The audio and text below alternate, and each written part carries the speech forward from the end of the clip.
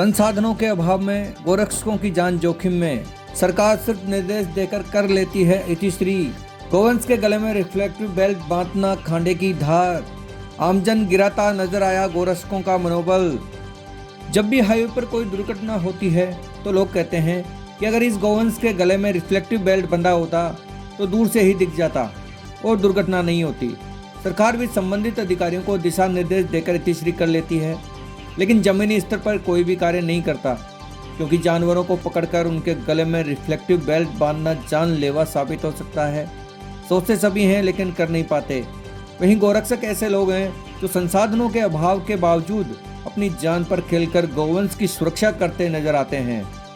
जब हमारे चैनल की टीम ग्राउंड रिपोर्ट करने पहुंची तो ऐसा ही नज़ारा कल नेशनल हाईवे 52 के ऊपर देखने को मिला, जहां गोरक्षक निराश्रित और आवारा गोवंश के गले में अपनी जान को हथेली पर लेकर गले में रिफ्लेक्टिव बेल्ट बांधते नजर आए। आवारा गोवंश को पकड़ने के दौरान गोरक्षकों को हल्की फुल्की चोट भी आई, लेकिन फिर भी गोरक्षकों के हौसले बुलंद रहे और उन्होंने भोजनावा कट चौमू से लेकर सीकर बॉर्डर सरगोर तक करीब 115 गोवंश के गले में रिफ्लेक्टिव बेल्ट बांधे। आमजन जब रिफ्लेक्टिव बेल्ट बांधते हुए गोरक्षकों को देखता है तो यही सोचता है कि ये तो सबसे आसान काम है। आमजन को इतनी जल्दबाजी रहती है कि ट्रैफिक रोकने के बाद भी बिना किसी अनहोनी की आशंका को देखते हुए नहीं रुकते, जो किसी बड़े हादसे को भी आमंत्रण दे सकता है। वहीं कुछ लोग फ्री की एडवाइस भी देते हुए नजर आते हैं कि इनको ऐसा करना चाहिए, यहाँ नहीं पकड़ना चाहिए, वहाँ पकड़ना चाहिए, लेकिन फिर भी गोरक्षकों का मनोबल नहीं गिरता और हाईवे पर हो रही सड़क दुर्घटनाओं को रोकने के लिए लगातार अपने कार्य को अंजाम देते हैं। हाँ, एक बात और, गोरक्षक ये काम किसी पैसे के लिए नहीं करते, बल्कि हमारी गाय माता की वजह से कोई दुर्घटना नहीं हो, इस वजह से बिना किसी भूख प्यास की चिंता करते हुए अनवरत अपने कार्यों को अंजाम देते हैं। अगर हर ग्राम पंचायत पर गौशाला की स्थापना कर दी जाए तो कोई भी गोवंश इधर उधर भटकता नहीं दिखेगा। फिर भी अगर कोई गोवंश को छोड़ता है तो उस पर जुर्माने का प्रावधान किया जाए, जिससे उनकी दुर्दशा नहीं हो। ग्राउंड रिपोर्ट के दौरान गोरक्षक दल के अध्यक्ष शेर सिंह कुमावत ने बताया कि गोरक्षकों की टीम लगातार बिना किसी आधुनिक संसाधनों के गोवंश की सेवा में लगी हुई है। आमजन से गुजारिश है कि गौ सेवा नहीं कर सकें तो सेवा करने वालों का मनोबल तो नहीं गिराएं। गोरक्षक जो सेवा कर रहे हैं वह अपने लिए ही नहीं, समाज के लिए भी फलीभूत होगी। हाईवे पर अधिकतर हादसे रात को गोवंश के आ जाने से होते हैं। रिफ्लेक्टिव बेल्ट बांधने से रात को दूर से ही गोवंश दिखाई दे जाएगा, जिससे हादसा होने की संभावना कम हो जाएगी। देखिए कुछ तस्वीरें जिनमें गोरक्षक जान हथेली पर रखकर बेल्ट बांधते नजर आए।